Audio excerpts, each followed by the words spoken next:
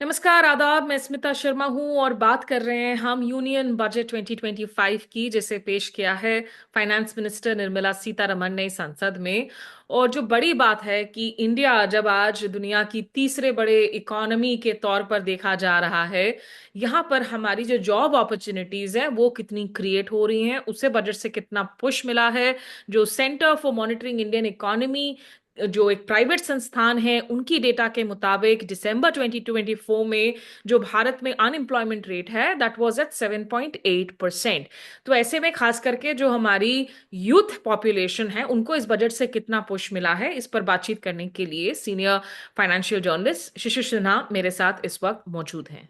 शिशिर, आपकी पहली रिएक्शन इस बजट में, आपको लगता है कि जॉब्स को पुश दिया गया है? अगर इस बजट में देखें कि दो चीजों पे हम ज्यादा जोर देंगे।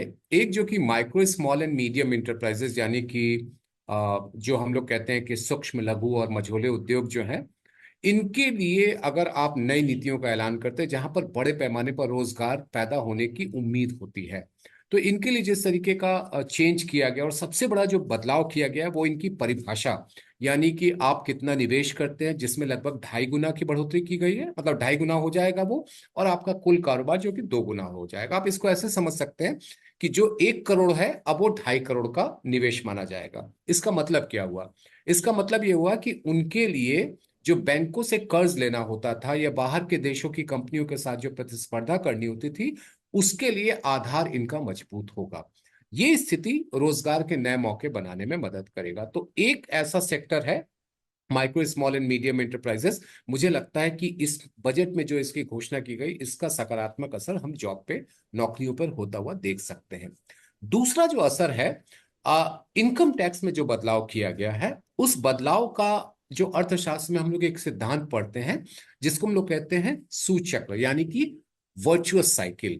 जब आपका लोगों के हाथ में पैसे ज्यादा होते हैं तो कंजम्पशन करते हैं, उपभोग करते हैं। जब उपभोग करते हैं तो कंपनियां अपनी क्षमताओं का विस्तार करती है। जब कंपनियां अपनी क्षमताओं का विस्तार करती है तो रोजगार के नए मौके बनते हैं। तो ये दूसरा एक ऐसा एरिया है जो कि इनडायरेक्ट वे में रोजगार के नए मौके पर तैयार करने में मदद करेगा। और तीसरा जो मुझे लगता है कि कृषि में जो निवेश बढ़ाने की बात कही गई है, कृषि से जुड़े हुए उद्योगों में निवेश बढ़ाने की बात कही गई है, उसका फायदा मिलेगा। और चौथा एक और चीज है, वो है पर्यटन। पर्यटन को लेकर के जो बात कही गई है वो भी रोजगार के नए मौके तैयार करने में मदद कर सकता है। तो मेरी अपनी समझ जो है, एक अर्थशास्त्र के छात्र होने के नाते, कि ये 4-5 ऐसे क्षेत्र हैं जो रोजगार के नए मौके तैयार करने में मदद करेंगे।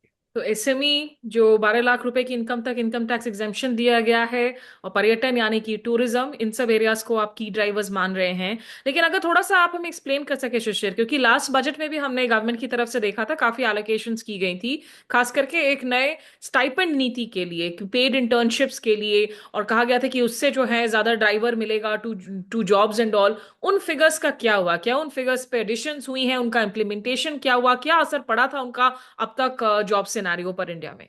वो योजनाएं चल रही हैं, उन योजनाओं में कोई बदलाव नहीं किया गया है, क्योंकि वो मल्टी ईयर्स के, कई सालों के हैं। तो उसमें कोई बदलाव नहीं किया गया। और इनफैक्ट इंटर्नशिप वाली स्कीम्स को लेकर के एक बहुत बड़ी उम्मीद थी कि शायद उसका विस्तार कर दिया जाएगा, क्योंकि उसमें एप्लीकेशंस बहुत ज्यादा आए थे। लेकिन वो विस्तार नहीं हुआ है, तो शायद एक वहां पर जो है, लोगों को थोड़ी सी निराशा हाथ लगेगी। लेकिन जो स्कीम, चाहे वो एम्प्लॉयर को बेनिफिट देने की बात थी, फर्स्ट 1 महीने की सैलरी देने की बात थी, या फिर कंट्रीब्यूशन देने की बात थी, वो सब योजनाएं चालू हैं, उसमें कोई बदलाव नहीं हुआ है। हाँ, उसका आउटकम क्या हुआ है, उसके नंबर इस बजट के दस्तावेज में नहीं है, जो अलग से कॉर्पोरेट अफेयर मिनिस्ट्री और अलग अलग मंत्रालयों की वेबसाइट पर उपलब्ध कराए गए हैं। इस बजट में जाहिर सी बात है, क्योंकि इस वक्त सेंटर में एक अहम एलाय हैं नीतीश कुमार जेडीयू के, जो बिहार से आते हैं, और बिहार में साल के अंत में चुनाव होने हैं। तो बिहार का जो है बहुत ज्यादा जिक्र छाया रहा। लेकिन बिहार को लेकर जब इतनी बातें की जाती हैं सरकारों की तरफ से, बिहार में अभी भी हम देख रहे हैं, अगर प्राइवेट सेक्टर की जॉब्स की बात करें, कॉर्पोरेट जॉब्स की बात करें, वो ऑप्शंस नहीं होती हैं। स्टूडेंट्स हर दिन सड़कों पर उतरे हुए होते हैं गवर्नमेंट जॉब्स की एग्जामिनेशन को लेकर, तमाम डिमांड्स के लिए। आपको लगता है कि बिहार की सूरत हाल में कोई बदलाव नजर आएगा इस बजट के बाद में? जिन मुद्दों का आपने जिक्र किया है उसका राजनीतिक समाधान और सामाजिक समाधान है। बजट के जरिए कुछ योजनाओं की घोषणा की जाती है। जैसे आप मखाना उद्योग को देखिए। देखिए, बिहार में 3 उद्योग ऐसे हैं जो कृषि आधारित है। एक शहद, दूसरा मखाना और तीसरा मशरूम।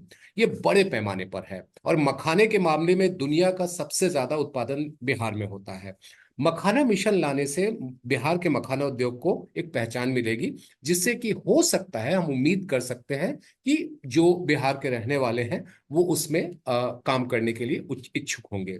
दूसरा, अगर मिथिलांचल की बात करें, जहां पर कोसी से बाढ़ को लेकर के हर साल की ये समस्या है, उससे निपटने के लिए जो उपाय किए गए हैं, वो भी मुझे लगता है कि उस क्षेत्र में कृषि और कृषि आधारित उद्योग को बढ़ावा देंगे।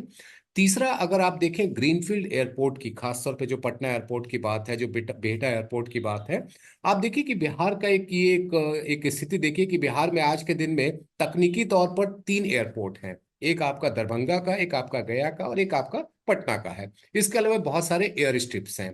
अब वहां पर अगर ग्रीनफील्ड एयरपोर्ट बढ़ता है, बिहार में उद्योग के ना आने की एक बड़ी वजह जो रही है वो है ट्रांसपोर्टेशन, यानी कि जिस तरीके से आवागमन की बात है। तो शायद इस व्यवस्था से जो उद्योग है, उद्योग लगाने को राहत मिले। वैसे उद्योग को लगाने के लिए और भी कई तरह के प्रोत्साहन की जरूरत होती है, जो राज्य सरकार के स्तर पर किए जाने हैं। मुझे लगता है कि ये जो कई छोटे छोटे प्रयास हैं, जिसको लेकर के ये बार बार कहा जा रहा है कि ये तो बिहार का बजट है जी, ये तो देश का बजट नहीं, बिहार का बजट है। लेकिन मुझे लगता है कि बिहार जैसे राज्य के लिए इस तरह के उपायों की, भले ही चुनाव के बहाने, लेकिन कुछ अच्छा होने की अगर उम्मीद की जाए, तो बजट को बुरा नहीं कहेंगे। तो फिर तो वन नेशन वन इलेक्शन से अच्छा इलेक्शंस होते रहे, उसी के बहाने कम से कम कुछ स्टेट्स का भला हो जाए। लेकिन शिशिर, जो रूरल स्पेंडिंग है उसकी जो आउटले एलोकेशन है 860 बिलियन रुपीस, वो अनचेंज रखी गई है।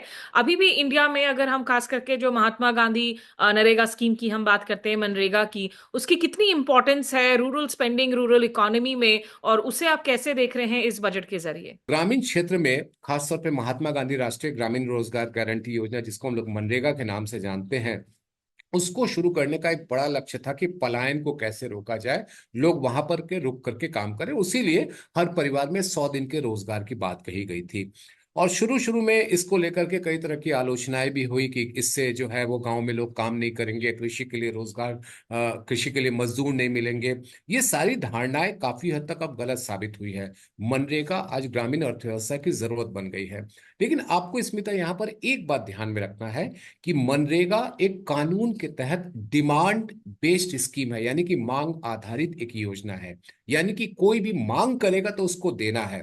तो इसीलिए अगर आप बजट एलोकेशन देखेंगे, हो सकता है कि शायद बीते साल के बराबर हो, रिवाइज एस्टिमेट के बराबर हो, लेकिन आपको सप्लीमेंट्री डिमांड फॉर ग्रांट में उसको बढ़ाया जा सकता है, क्योंकि ये डिमांड बेस्ड है और ये कानून के तहत है। आपको 100 दिन का रोजगार देना ही देना है, नहीं देंगे तो बेरोजगारी भत्ता देंगे। तो इसीलिए ये हर वर्ष हमने महसूस किया है कि बजट आवंटन के बाद जब संशोधित आवंटन होता है, उसमें वो रकम बढ़ी हुई होती है, जो कि 2 सप्लीमेंट्री डिमांड्स के जरिए जो है वो मुहैया कराई जाती है। तो रकम आपको अभी कम दिख रही है, ये निश्चित तौर पर एक चर्चा का विषय है। लेकिन उसके साथ साथ ये तथ्य भी रखना बहुत ही जरूरी है कि किस तरीके से साल के भीतर जो है इसमें बढ़ोतरी की जा सकती एक फाइनल क्वेश्चन शिशिर, क्योंकि जो ई कॉमर्स कंपनीज हैं इंडिया की, उनकी जो एक लार्ज स्केल गिग इकोनॉमी है, जिसमें लॉन्ग टर्म में कहा जा रहा है इंडिया में 90 मिलियन तक जॉब्स क्रिएट हो सकते हैं, उनको बेटर हेल्थ इंश्योरेंस देने की बात की है सरकार ने। लेकिन at the end of the day ये टेम्पररी जॉब्स हैं, ये परमानेंट जॉब्स नहीं हैं, इनमें वेजेस भी बहुत ज्यादा हाई नहीं है। दूसरी ओर सरकार आर्टिफिशियल इंटेलिजेंस पर भी जो है आगे इनोवेशन और स्किलिंग के लिए बहुत ज्यादा क्लेम्स भी कर रही हैं और ध्यान देने की बात कर रही हैं। तो क्या आपको लग रहा है कि ये राइट पाथ पर है इंडिया का जो अटेम्प्ट है इन एड्रेसिंग अनएम्प्लॉयमेंट, और इस वक्त यूथ अनएम्प्लॉयमेंट कितना बड़ा क्राइसिस है इंडिया के लिए? है।